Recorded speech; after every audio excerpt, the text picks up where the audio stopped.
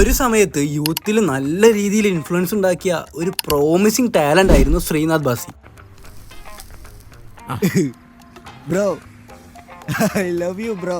പക്ഷേ ഇപ്പോഴത്തെ ഇങ്ങരുടെ അവസ്ഥ കുറച്ച് ശോകമാണ്. ഒരു റേഡിയോ ജോക്കിയിൽ നിന്നും സിനിമയിലേക്ക് എത്തിയ ബാസി കരിയറിൽ ഒരുപാട് കോൺട്രവേഴ്സിയും വലിയൊരു ഡൗൺഫോളും നേരിട്ടിട്ടുണ്ട്. ആൻഡ് ഈ ഡൗൺഫോളിനുള്ള കാരണങ്ങളും ഓഡിയൻസിനെല്ലാം വ്യക്തമാണ്. ആൻഡ് ഐ ഗസ് അതെല്ലാം കാരണം ആളിനെ ഇഷ്ടപ്പെടുന്നവരും ഹെയ്റ്റേഴ്സും ഒരേ റേഞ്ചിലുണ്ട്. അപ്പോൾ നമുക്കിന്ന് ബാസിയുടെ കരിയറിൽ ഉണ്ടായ ഉയർച്ചകളെയും താഴ്ചകളെയും കുറിച്ച് ഡീറ്റെയിൽ ആയിട്ട് സംസാരിക്കാം. എപ്പോഴത്തെയും പോലെ തന്നെ ശ്രീനാഥ് ബാസി ചെയ്ത നിങ്ങളുടെ ഫേവറേറ്റ് ക്യാരക്ടർ അത് ഏതാണെന്ന് ഒന്ന് കമന്റ് ചെയ്തേക്ക്.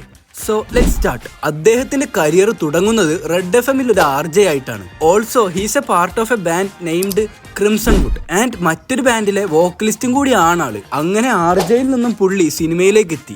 ആദ്യ സിനിമ ലാലേട്ടന്റെ പ്രണയമായിരുന്നു. അങ്ങനെ ചെറിയ ചെറിയ റോളുകളൊക്കെ ചെയ്ത് ഉസ്താദ് ഹോട്ടലും അതൊക്കെ ചെയ്തിട്ട് പക്ഷേ അതുകൊണ്ടൊന്നും ആരും ശ്രദ്ധിച്ചൊന്നുമില്ല. എന്നിട്ട് ആളുകൾ കൂടുതൽ ശ്രദ്ധിച്ച ഒരു റോള് വരുന്നത് 2012 അന്നിറങ്ങിയ നിവിൻ വില്ലനായിട്ട് വന്ന ഡാ തടിയ എന്ന സിനിമയിലൂടെ. എല്ലാവരും പറയുന്നത് ശരിയാണ് ബഡി. ഇവന്റെ ഹഗ്ഗിൽ എന്തോ ഉണ്ട്. സ്നേഹത്തിന്റെ ഈ ഇറുക്കത്തിൽ എനിക്ക് തോന്നി ലോകത്തെ ഏറ്റവും സേഫ് ആയിട്ടുള്ള സ്ഥലം ഇവന്റെ ഈ നെഞ്ചിലാണെന്ന്. ആ ഒരു പടം കഴിഞ്ഞ് ആളുടെ കരിയറിന്റെ ഗ്രാഫ് പെട്ടെന്ന് തന്നെ നല്ല രീതിയിൽ മുകളിലോട്ട് പോയി. അതിന് കാരണമായ സിനിമയാണ് ഹണീബി. ഹണീബി അന്നത്തെ യൂത്തിനെ നന്നായിട്ട് എന്റർടൈൻ ചെയ്യിപ്പിച്ച ഒരു ഗാങ് മൂവി ആയിരുന്നു. ആ സിനിമയിലെ അബു എന്ന ക്യാരക്ടറും ഓഡിയൻസിന്റെ ഒക്കെ മനസ്സിൽ നിന്നു. ബ്രോ എന്നൊക്കെ നമ്മൾ കാഷ്വൽ ആയിട്ട് വിളിച്ചു തുടങ്ങുന്നതിന് ബാസിയുടെ ഹണീബിയിലെ ക്യാരക്ടർ അന്നത്തെ യൂത്തിനെ നല്ല രീതിയിൽ ഇൻഫ്ലുവൻസ് ചെയ്തിട്ടുണ്ട്. Bro I love you bro. ആദ്യത്തെ കുറച്ച് സിനിമകളിലൂടെ തന്നെ പെർഫോമൻസ് വൈസ് ആള് ഓക്കെ ആയിരുന്നു. ഒരു റിലേറ്റബിൾ ഫാക്ടർ ഓഡിയൻസിനൊക്കെ പെട്ടെന്ന് തന്നെ ആളോട് തോന്നി. ഫ്രീക്കനായിട്ടുള്ള എ കൂൾ സ്പോയിൽഡ് ചെക്കൻ എന്ന രീതിയിലുള്ള ക്യാരക്ടറിന് ആപ്റ്റായിരുന്നു മച്ചാൻ. ഫാഫയുടെ നോർത്ത് 24 കാലത്തിലും ആ ഒരു ടൈപ്പ് റോള് തന്നെയായിരുന്നു. ആ ഒരു സിനിമയ്ക്ക് ശേഷം പിന്നെ ഒരു നോട്ടീസബിൾ പെർഫോമൻസ് വരുന്നത് 2015 ഉണ്ണിമുകുന്ദന്റെ KL10 ജിന്നിന്റെ റോളിലായിരുന്നു. അതിനുശേഷം അനുരാഗ കരിക്കും വെള്ളം, പിന്നെയും സ്പോയിൽഡ് കിഡ് ആയിട്ടുള്ള ജേക്കബിന്റെ സ്വർഗരാജ്യത്തിലെ ക്യാരക്ടർ, ഹണീബി 2, പിന്നെ പറവയിലെ വില്ലൻ വേഷം. അങ്ങനെ ഈ ക്യാരക്ടേഴ്സ് എല്ലാം കൊണ്ട് പെട്ടെന്ന് തന്നെ ഒരു ഇഷ്ടം ഓഡിയൻസിനൊക്കെ ആളോട് തോന്നി തുടങ്ങി. അന്നൊന്നും ആൾക്ക് മെയിൻ ക്യാരക്ടറായുള്ള സിനിമകൾ വന്നിട്ടില്ല. പക്ഷെ നല്ല രീതിയിലുള്ള ക്യാരക്ടർ റോൾസ് ചെയ്തുകൊണ്ട് തന്നെ ആള് സിനിമയിലും ഓഡിയൻസിന്റെ മൈൻഡിലും നിറഞ്ഞു നിന്നിരുന്നു. അന്നത്തെ ഓഡിയൻസിനൊക്കെ ആളോടുള്ള സ്നേഹം കൊണ്ട് അങ്ങനെ ബാസി മച്ചാൻ എന്നായിരുന്നു വിളിച്ചിരുന്നത് പോലും. എന്നിട്ട് ബിടെക്കിലെ ക്യാരക്ടറൊക്കെ ചെയ്തതിന് ശേഷമാണ് ബാസിയുടെ കരിയറിലെ ഒരു ടേണിംഗ് പോയിന്റ് സംഭവിച്ചത്. ബാസിയുടെ മറ്റൊരു യുണീക്ക് ക്വാളിറ്റി ആയിരുന്നു ആളുടെ കൊച്ചി സ്ലാങ്ങിലുള്ള ഡയലോഗ് ഡെലിവറി. അത് പ്രേക്ഷകർക്കൊക്കെ അന്ന് നല്ല രീതിയിൽ തന്നെ ഇഷ്ടപ്പെട്ടിരുന്നു. ഒരു കൊച്ചി മച്ചാൻ എന്ന ടാഗ് ലൈനും പുള്ളിക്ക് അത് കാരണം വന്നു. അങ്ങനെയൊക്കെ ആയിരുന്നെങ്കിലും ഞാനിപ്പോ പറഞ്ഞ ആ ടേണിംഗ് പോയിന്റ് ആയ അടുത്ത സിനിമയിൽ ആൾക്ക് ഒരൊറ്റ ഡയലോഗ് പോലും ഉണ്ടായിരുന്നില്ല. ആ സിനിമ നമുക്കൊക്കെ അറിയാം. മലയാളത്തിലെ വൺ ഓഫ് ദി ബെസ്റ്റ് മൂവിയായ കുമ്പളങ്ങി നൈറ്റ്സിലെ ബോണി എന്ന മ്യൂട്ടഡ് ആയ ക്യാരക്ടർ നിങ്ങൾക്ക് എല്ലാവർക്കും അറിയുമെന്നറിയില്ല.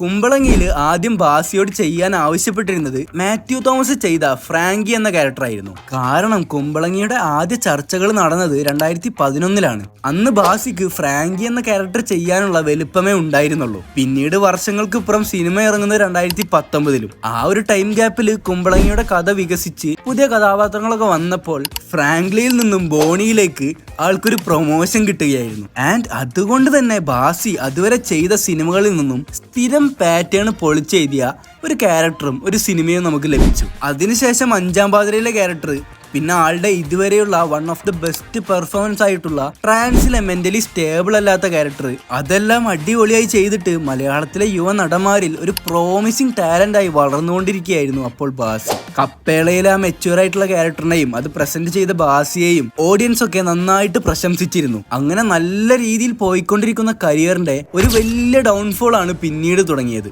ഭീഷ്മ പർവ്വത്തിന് ശേഷം സൈഡ് ക്യാരക്ടേഴ്സിൽ നിന്നും മെയിൻ ലീഡിലേക്ക് വളർന്ന ബാസിയുടെ ചട്ടമ്പി എന്ന് പറഞ്ഞ മൂവിയുടെ പ്രൊമോഷന് വേണ്ടി റെഡ് എഫ്എമ്മിന് കൊടുത്ത ഇന്റർവ്യൂവിൽ ആങ്കറിനോട് വളരെ മോശമായ രീതിയിൽ സംസാരിച്ചതായിരുന്നു വലിയ കോൺട്രവേഴ്സീസിന്റെ ഒക്കെ ഒരു തുടക്കമായത്. ഇന്റർവ്യൂവിലെ അത്രയും റൂഡായിട്ടുള്ള ബിഹേവിയർ കാരണം ബാസിക്ക് അതിൽ അർഹിച്ച ഹെയ്റ്റ് തന്നെ നല്ല രീതിയിൽ കിട്ടി തുടങ്ങി. അത് മാത്രമല്ലായിരുന്നു, സെയിം സിനിമയുടെ പ്രൊമോഷന്റെ മറ്റൊരു ഇന്റർവ്യൂവിൽ അവതാരകയോട് മോശമായിട്ട് സംസാരിച്ച് അത് അവസാനം വനിതാ കമ്മീഷൻ കൂടി ഇടപെട്ട സ്ത്രീത്വത്തെ അപമാനിച്ചൊരു പോലീസ് കേസ് വരെ എത്തി. ഈ ഒരു സംഭവങ്ങൾക്ക് ശേഷം ഓഡിയൻസിന് ബാസിയോടുണ്ടായിരുന്ന ഇമേജ് അതൊരിക്കലും പിന്നീട് പഴയതുപോലെ ആയിരുന്നില്ല. കാരണം ഓഡിയൻസിന്റെ പ്രോബ്ലം കോൺട്രവേഴ്സി മാത്രമായിരുന്നില്ല.